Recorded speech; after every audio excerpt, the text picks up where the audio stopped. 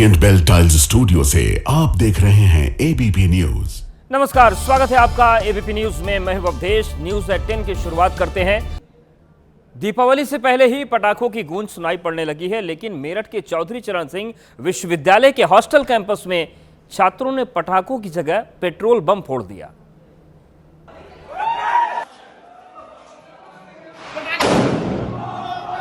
Hostel campus में petrol रखा था और उसमें आग लगाकर लड़के भाग गए।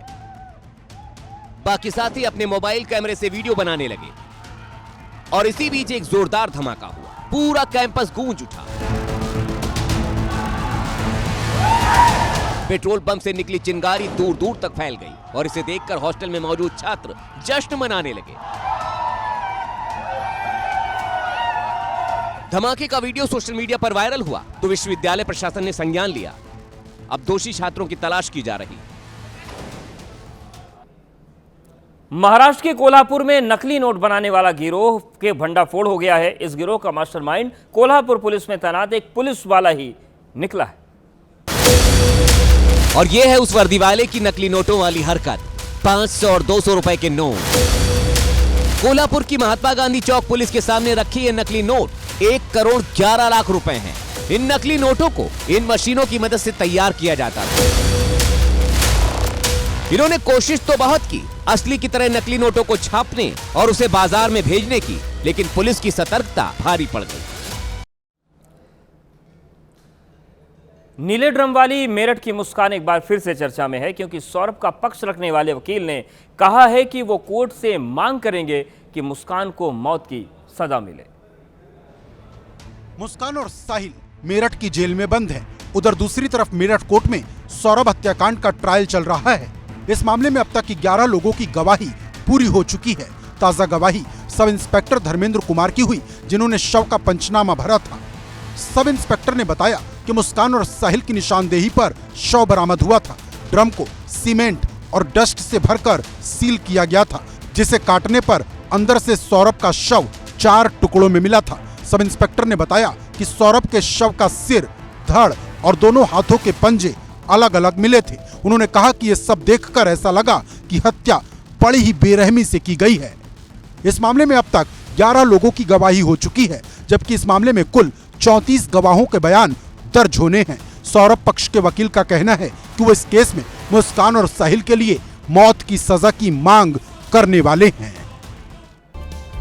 मध्य प्रदेश के दमोह से शर्मनाक घटना सामने आई। यहां पर सोशल मीडिया पर मीम शेयर करना एक युवक को भारी पड़ गया। पंचायत ने मीम बनाने वाले युवक से पैर धुलवाकर माफी मंगवाई, जिसके बाद मामले ने जातीय रंग ले लिया, क्योंकि पैर धोने वाला युवक कुशवाहा समाज से था और जिस व्यक्ति के पैर धोए गए वो ब्राह्मण समाज से है। आज के बाद जब फिर जाओ, कभी गलती नहीं करेंगे भैया, गलती दोबारा नहीं करेंगे। ये वीडियो मध्य प्रदेश के दमोह का है। एक मीम की वजह से सतरिया गांव में पंचायत बैठ गई। पैर धोने वाले पुरुषोत्तम कुशवाहा पर आरोप है कि उसने एआई से मीम तैयार कर अनुज पांडे को बदनाम करने की कोशिश की। इस पर अनुज पांडे ने ऐतराज जताया और पंचायत बुला ली। पंचायत ने तय किया कि पुरुषोत्तम कुशवाहा अनुज पांडे के पैर धोकर पिए और अपनी गलती की माफी मांगी। महाराज जी, हमसे गलती हुई, आज के बाद ऐसी गलती कभी नहीं करेंगे। हम आपका नमक पी रहे हैं पाँव को धोकर। पैर का धोवन पीने के बाद युवक ने भगवान शिव के सामने सिर झुकाकर माफी मांगी और पंचायत की ओर से तय किए गए आर्थिक दंड का भी भुगतान किया। ये वीडियो वायरल होने के बाद कांग्रेस ने सवाल खड़े किए हैं। पुलिस ने इसका संज्ञान लेकर केस दर्ज किया है। गुजरात के बोटाद जिले में उस वक्त बवाल मच गया जब आप पार्टी की महापंचायत में अचानक पुलिस घुस आई और हालात देखते ही देखते इतने ज्यादा बिगड़ गए कि घंटों तक हंगामा मचा रहा। पुलिस पर पथराव, गाड़ियों में तोड़फोड़,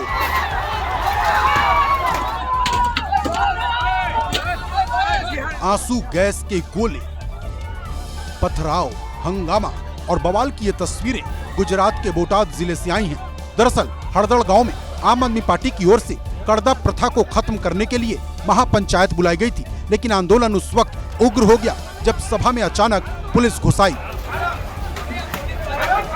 ग्रामीणों ने पुलिस को देखते ही पथराव शुरू कर दिया। अनियंत्रित भीड़ ने पुलिस की गाड़ी ही पलट दी। पुलिस ने भी एक्शन लेते हुए आंसू गैस के गोले छोड़े, एक उपद्रवी को लाठी मारकर खदेड़ा। बवाल इतना बढ़ गया कि 3 जिलों की पुलिस को मौके पर बुलाना पड़ गया। बहरहाल पुलिस व्यवस्था और कड़ी कर दी गई है। गांव में हालात फिलहाल नियंत्रण में हैं। यूपी के कन्नौज से हैरान करने वाला मामला सामने आया। यहां पुलिस लड़की को भगाकर ले जाने के मामले में किशनपाल नाम के एक लड़के को पकड़ने गांव गई थी। किशनपाल जब घर में नहीं मिला तब पुलिस वाले खेत में गए, जहां किशनपाल का छोटा भाई धर्मवीर मौजूद था। पुलिस वालों का कहना था कि धर्मपाल उन्हें देखकर घबरा गया और नदी में छलांग लगा दी, जबकि गांव के लोगों ने पुलिस वालों पर प्रताड़ना के आरोप लगाए हैं। धर्मवीर के छोटे भाई का कहना है कि पुलिस वालों ने उसे नदी में धकेल दिया। मामले ने इस कदर तूल पकड़ा कि डीएम और एसपी भी गांव पहुंचे और इलाके के कोतवाल के साथ साथ चौकी इंचार्ज को सस्पेंड किया गया।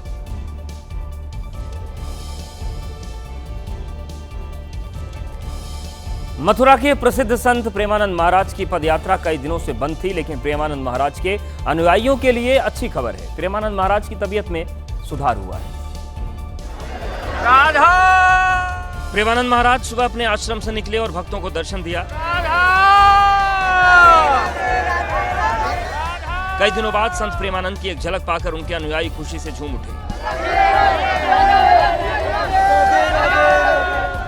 जो भक्त सुबह पदयात्रा में प्रेमानंद महाराज के दर्शन नहीं कर पाए, वो प्रेमानंद महाराज की केलीकुंज आश्रम पहुंचे। इस दौरान कोई आश्रम पर मत्था टेकता दिखा तो कोई भक्त केलीकुंज आश्रम में मजीरा बजाकर राधा रानी की भक्ति में लीन नजर आया। इन दिनों प्रेमानंद महाराज की तबीयत खराब है। खराब स्वास्थ्य की वजह से प्रेमानंद महाराज की पदयात्रा अनिश्चित काल के लिए बंद कर दी गई, जिससे उनके भक्त मायूस थे। लेकिन पदयात्रा शुरू होने से उनके अनुयायियों में खुशी है और संत प्रेमानंद महाराज के जो भक्त हैं वो लोगों से अपील कर रहे हैं कि प्रेमानंद महाराज के स्वास्थ्य को लेकर अफवाह न फैलाएं। प्रेमानंद जी महाराज एकदम स्वस्थ हैं। सोशल मीडिया के माध्यम से जो भ्रांतियां फैलाई जा रही हैं एकदम गलत हैं। जिस प्रकार ये मौसम बदल रहा है, इस प्रकार थोड़ी सी प्रेमानंद महाराज जी की तबीयत बिगड़ी हुई है, लेकिन ऐसा कुछ नहीं है। धीरे धीरे वे स्वास्थ्य लाभ ले रहे हैं। जैसे जैसे वे स्वास्थ्य लाभ लेंगे, यह फैलाई जा रही भ्रांतियां हैं, लेकिन वे स्वस्थ हैं। दुनिया में तरह तरह की क्रिकेट लीग होती है, लेकिन भारत में इस बार सनातन क्रिकेट लीग का आयोजन होने जा रहा है, जिसके लिए बाकायदा पोस्टर छपवाए गए हैं। कथावाचक देवकीनंदन ठाकुर ने बताया कि इस क्रिकेट लीग में 4 टीमें शामिल होंगी, जिसमें देवकीनंदन ठाकुर की वृंदावन वॉरियर, धीरेन्द्र कृष्ण शास्त्री की बजरंग ब्लास्टर्स, इंद्रेश उपाध्याय की राधे रॉयल्स और चिन्मयानंद बापू की राघव राइडर्स का नाम शामिल है। जारी किए गए पोस्टर में सभी टीमों का लोगो भी दिखाया गया है, जिसमें भगवान की तस्वीरें हैं। इस क्रिकेट लीग के सभी मैच 18 अक्टूबर को दिल्ली में खेले जाएंगे, जो 10-10 ओवर के होंगे। कहा गया कि इस क्रिकेट लीग से जो भी पैसा आएगा उसे पंजाब, हिमाचल प्रदेश, उत्तराखंड और उत्तर प्रदेश के बाढ़ पीड़ितों की सहायता में लगाया जाएगा। यह आयोजन सनातन न्याय फाउंडेशन की तरफ से किया जा रहा है। कई दौर की बातचीत और लंबे खींचतान के बाद आखिरकार एनडीए में सीटों का बंटवारा फाइनल हो गया है। बिहार में पहली बार ऐसा होगा कि जेडीयू और बीजेपी बराबर सीटों पर चुनाव लड़ेंगे। तय हुए फॉर्मूले के मुताबिक जेडीयू और बीजेपी दोनों ही 101 सीटों पर अपने प्रत्याशी उतारेंगे। इस सीट बंटवारे में सबसे बड़ी जीत चिराग पासवान की मानी जा रही है, जिनके खाते में 29 सीट गई है।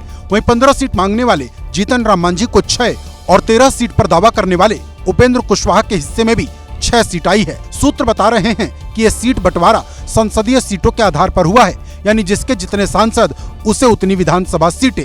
लेकिन एनडीए में सीट बंटवारे का ऐलान होते ही पप्पू यादव ने नीतीश कुमार को सावधान रहने के लिए कह दिया। पप्पू यादव ने सोशल मीडिया पर लिखा, जेडीयू 101 सीट पर लड़ेगी और बीजेपी 142 सीट पर, और इस तरह नीतीश जी को फिनिश करने के लिए संजय झा ने अभियान पूरा कर दिया है।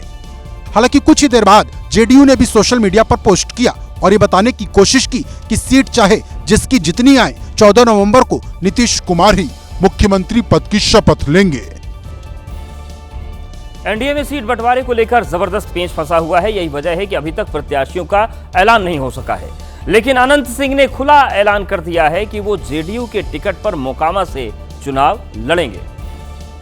छोटे सरकार के नाम से मशहूर अनंत सिंह ने 9 अक्टूबर को ही ऐलान कर दिया था कि वो 14 अक्टूबर को नामांकन दाखिल करेंगे। इस पोस्टर में उन्होंने पीएम मोदी और सीएम नीतीश कुमार की तस्वीर भी लगाई, साथ ही जेडीयू का चुनाव चिन्ह भी छाप दिया। अनंत सिंह ने पोस्टर के जरिए ये भी संदेश दिया कि केंद्रीय मंत्री ललन सिंह का उन्हें पूरा समर्थन है।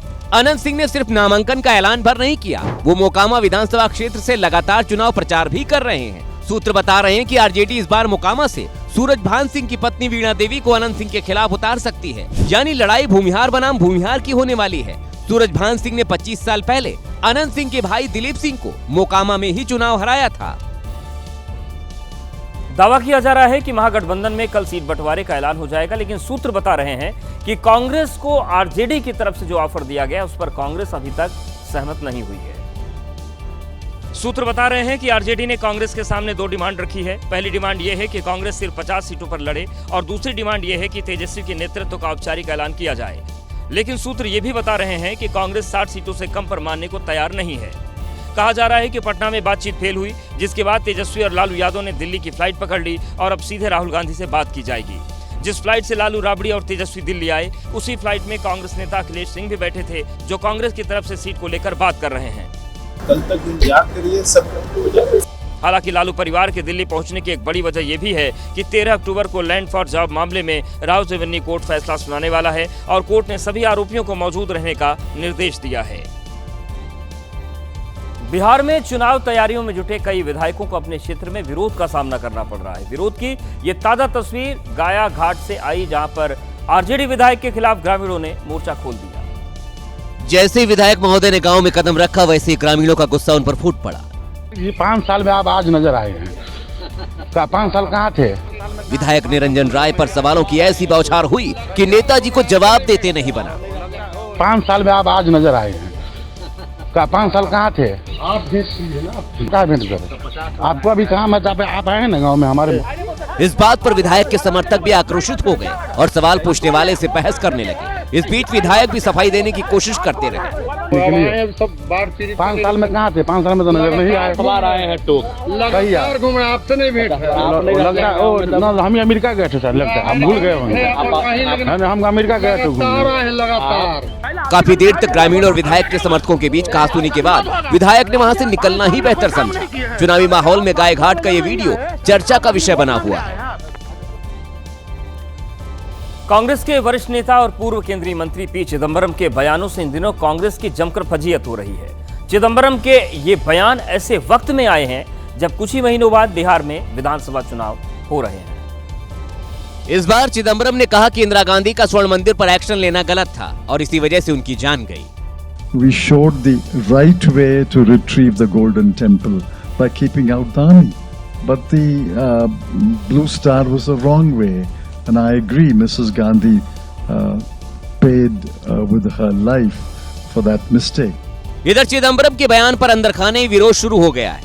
आज क्या जरूरत है इस बात की कि ब्लू स्टार पे कहा जाए कि इंदिरा गांधी जिम्मेदार थी उसके लिए और उनको जान देनी पड़ी उसके लिए।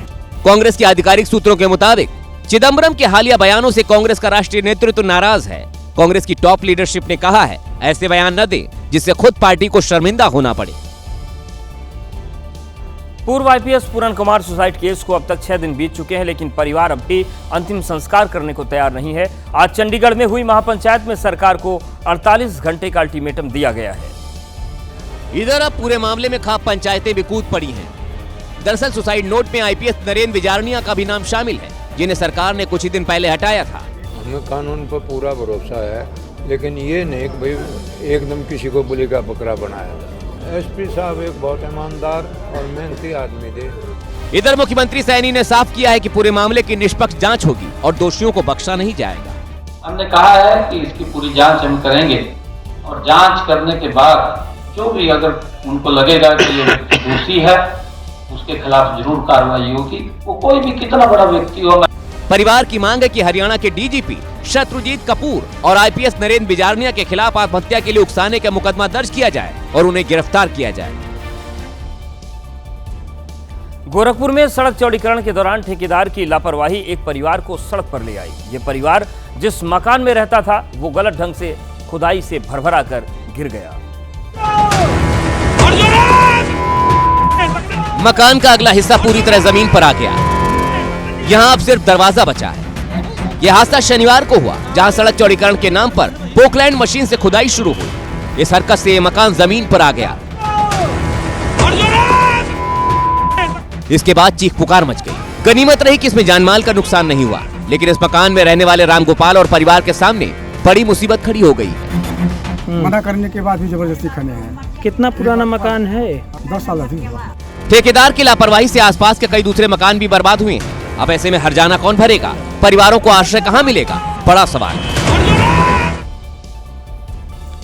महाराष्ट्र के पुणे में एनडीए के एक कैडेट ने फांसी लगाकर आत्महत्या कर ली। सुसाइड करने वाले कैडेट अंतरिक्ष कुमार सिंह यूपी के बहराइच के रहने वाले थे और साल 2025 में एयरफोर्स में लेफ्टिनेंट कर्नल के पद पर चयनित हुए थे।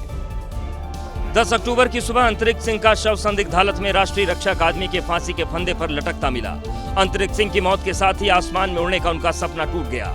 अंतरिक्ष की असमय मौत के लिए एनडीए कैंपस में रैगिंग को वजह बताया जा रहा है। उनके घर वालों का आरोप है कि सीनियर कैडेट अंतरिक्ष को हमेशा परेशान किया करते थे। सीनियर कैडेट अंतरिक्ष को कमरे में बंद कर देते थे और उसे खाना तक नहीं खाने देते थे। घर वालों का आरोप है कि कुछ सीनियर्स पानी पिलाकर अंतरिक्ष से उल्टी करवाते थे, जिससे परेशान होकर उसने आत्महत्या कर ली। रात में क्या है, किसी के साथ जो है ज्यादती करते हैं, खाना नहीं खाने देना, परेशान करना, जगा के रखना, टाइम से छोड़ना नहीं उसको। एनडीए कैडेट अंतरिक्ष सिंह का पार्थिव शरीर सुबह बहराइच उनके गांव पहुंचा तो कोहराम मच गया। पूरे सैन्य सम्मान के साथ सेना के जवानों ने पार्थिव शरीर को सलामी दी और उनका अंतिम संस्कार किया गया। कोलकाता के आरजीकर मेडिकल कॉलेज की ही तरह पश्चिम बंगाल के दुर्गापुर में भी एमबीबीएस की एक छात्रा का गैंगरेप हुआ है। गैंगरेप का आरोप 5 युवकों पर लगा है, जिनमें से 3 गिरफ्तार किए जा चुके हैं। मुंह छिपाकर जाते वो यही दरिंदे हैं जिन पर मेडिकल की होनहार छात्रा के साथ घिनौनेपन के आरोप हैं।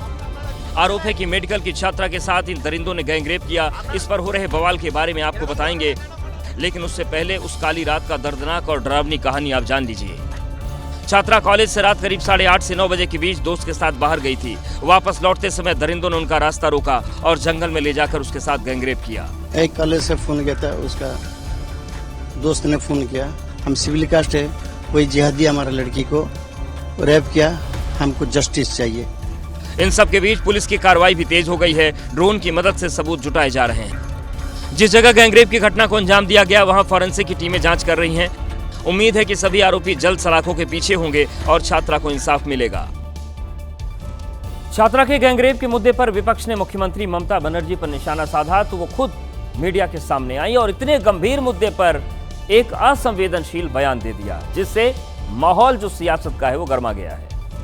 ममता बनर्जी महिला हैं, 14 साल से पश्चिम बंगाल की मुख्यमंत्री हैं। लोग उन्हें दीदी कहकर संबोधित करते हैं, लेकिन ममता ने दुर्गापुर गैंगरेप पर ऐसा बयान दिया जिसके बाद वो सवालों के घेरे में है। She was studying in a private medical college. Whose responsibility? How they came out in the night at 12:30? An investigation is on, but private medical colleges also is to take care. मतलब रात में लड़की का बाहर निकलना गुनाह हो गया। ममता बनर्जी का ये मायने आप खुद निकालिए। Manipur you have seen so many, UP you have seen so many, Bihar you have seen so many, other state Odisha you have seen so many. There also we think government must take stringent action.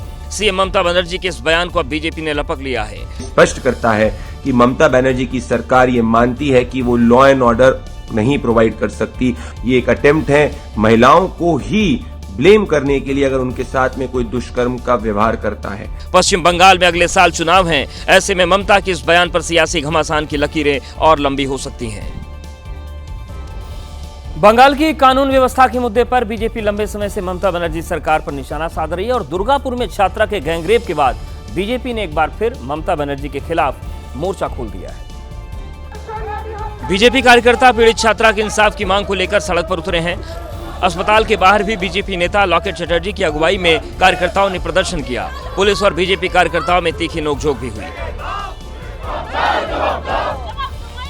Durgapur के medical college में हुए gangrape की गूंज बंगाल ओडिशा से होते हुए दिल्ली तक सुनाई दी। बीजेपी के तमाम नेताओं ने ममता के खिलाफ मोर्चा खोल दिया।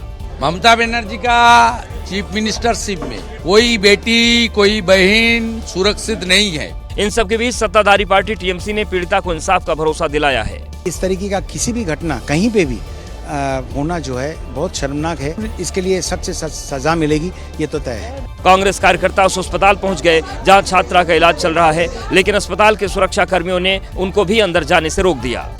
इस मुद्दे में बंगाल सरकार सवालों के घेरे में है। सवाल तो उठेंगे ही कि आखिर कैसे एक छात्रा का कॉलेज परिसर के बाहर ही गैंगरेप हो गया।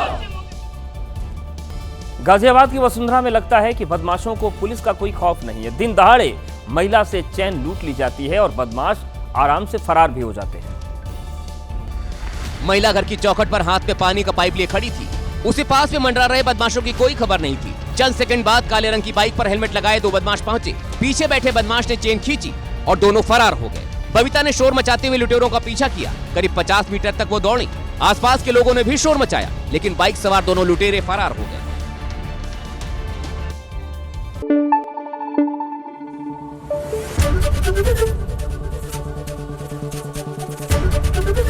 एबीपी न्यूज आपको रखे आगे।